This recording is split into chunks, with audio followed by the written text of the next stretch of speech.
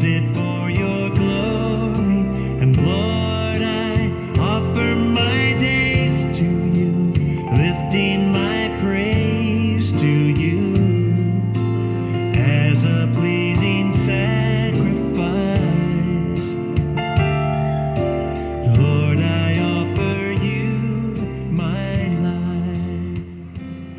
Praise the Lord! Magandang umaga po sa kanilang lahat, mga kapatid, mga nanonood ngayon at maging yung mga nakikinig.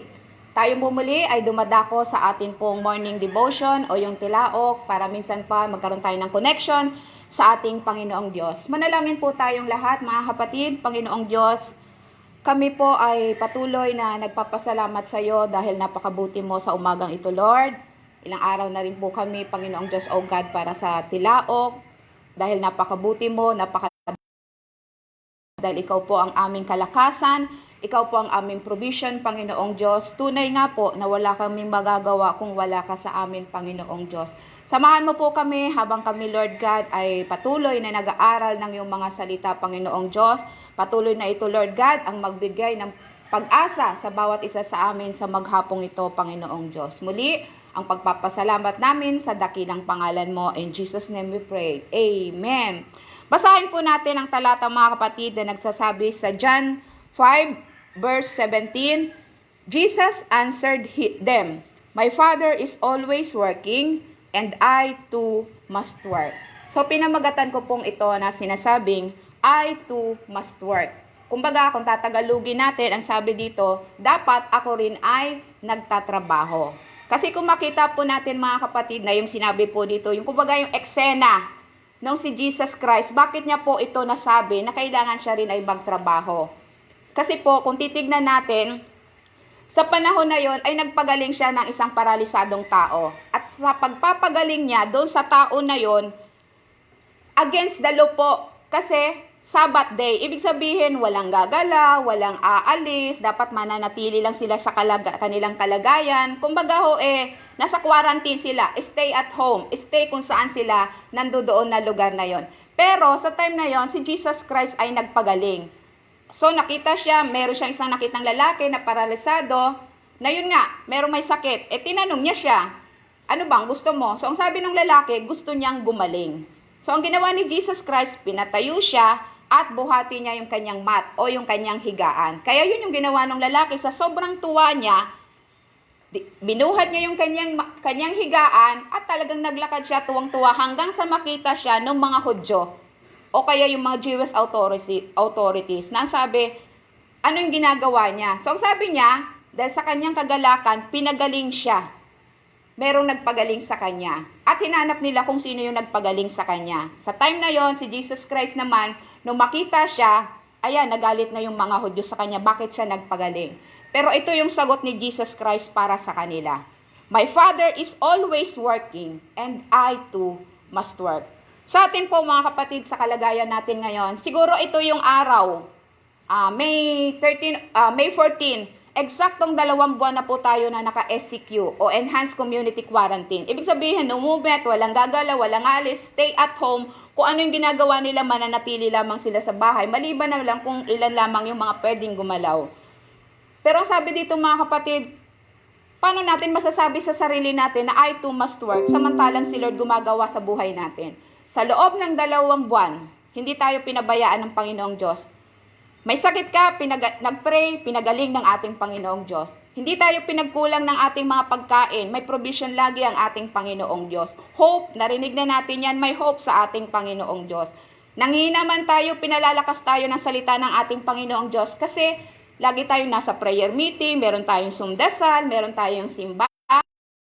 Meron tayong mga journal, yan yung mga connection natin sa ating Panginoong Diyos para patuloy tayo na lumakas. Ibig sabihin yung ginagawa natin, si Lord laging nagtatrabaho sa buhay natin.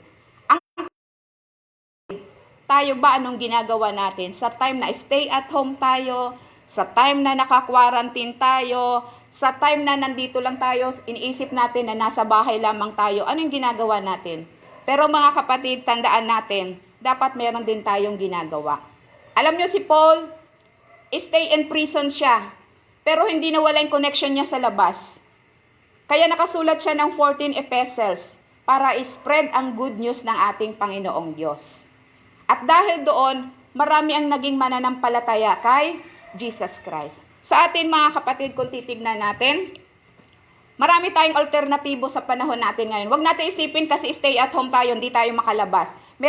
Marami po sa inyo, mga updated na yung laptop, cellphone, ano may gadget na iisip natin para madali tayong makipag-communication. Si Paul sulat, bago dumating yun sa isang lugar, ilang araw yon kasi maglalakad lang. Sa panahon natin ngayon, isang pindot mo lang makakarating kagad sa kung sino yung iyong kausap. Kaya ngayon, huwag nating sasayangin yung mga pagkakataon na ibinigay sa atin ng ating Panginoon. Yes, stay at home tayo, pero may magagawa ka at yung cellphone mo, yung laptop mo, para may spread ang good news ng ating Panginoong Diyos. Kasi we too must work. Dapat tayo rin gumagawa kahit nasa bahay lamang tayo mga kapatid. Kumbaga sulitin natin yung time. Diba? Sabi nga ng salita ng ating Panginoong Diyos, beautiful in His time. At yung time na yan, kahit naka-quarantine ka, sulitin natin. Gawin nating maging treasure natin yung sa ating Panginoong Diyos. Gumawa tayo ng kaparaanan para lumago pa tayo spiritually sa pamamagitan ng pag-journal natin, sa pamamagitan yung prayer natin, yung everyday prayer natin, yung chain prayer natin, yung prayer and fasting natin. Huwag natin kalilimutan. Connection natin yan sa ating Panginoong Diyos.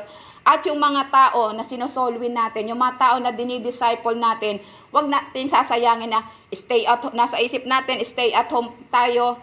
Pero tandaan natin, dapat may connection. Gumagalaw pa rin ang kingdom ng ating Panginoong Diyos. Dahil si Lord, hindi natatapos yung trabaho niya sa atin. Kaya huwag din natin tatapusin yung trabaho natin na natili tayo sa ating bahay.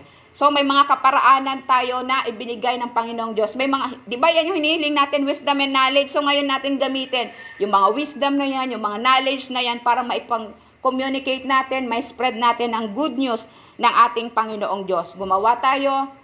Isipin lang natin, inoffer ni Lord yung life niya. Kahit walang makapipigil sa kanya para gawin niya yon. Nagpagaling siya, walang pumigil sa kanya. Binigay niya yung buhay niya, walang pumigil sa kanya, wala ring makakapigil sa atin para spread natin ang good news sa ating Panginoong Diyos. Even the gates of hell shall not prevail, mga kapatid. Kaya sa atin, gumawa tayo, kumilos tayo, lahat ng mga kaparaanan gawin natin, mga kapatid. Andyan ang cellphone, andyan ang laptop.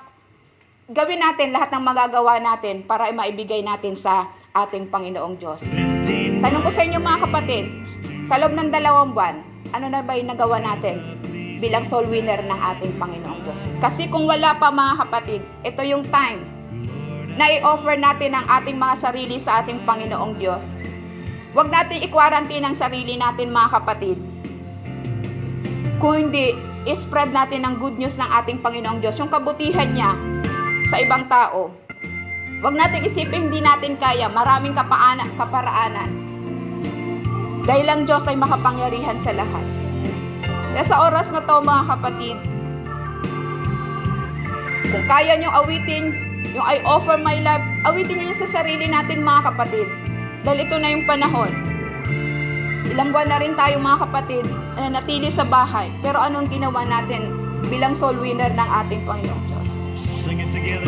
Hallelujah, O God, hallelujah. Dakilang Diyos na makapangyarihan sa lahat. Nawa, Panginoong Diyos, O God, kung paano Ikaw ay nagtatrabaho sa buhay namin, Panginoong Diyos, na malakas kami, may buhay kami, Panginoong Diyos, provision mo araw-araw. Kami rin, Lord, ay magtatrabaho para sa ibang tao dahil maraming umaasang tao, Panginoong Diyos, na sila man ay makakarinig ng iyong mga salita. Na sila man, Panginoong Diyos, ay palalakasin sa pamagitan ng iyong salita. Na sila man, Panginoong Diyos, O God, ay bibigyan mo ng pag-asa. Dahil merong isang kapatiran, merong isang soul winner na nag-offer ng life niya para sila, Panginoong Diyos, ay makapakanig ng magandang balita na nagbumula sa iyo, Panginoong Diyos. Gagawin namin ito, Panginoong Diyos, O God, habang may time pa, O God. Dahil you make all things beautiful in your time, Panginoong Diyos. Hallelujah. Salamat, Panginoong Diyos. In Jesus' name, Amen.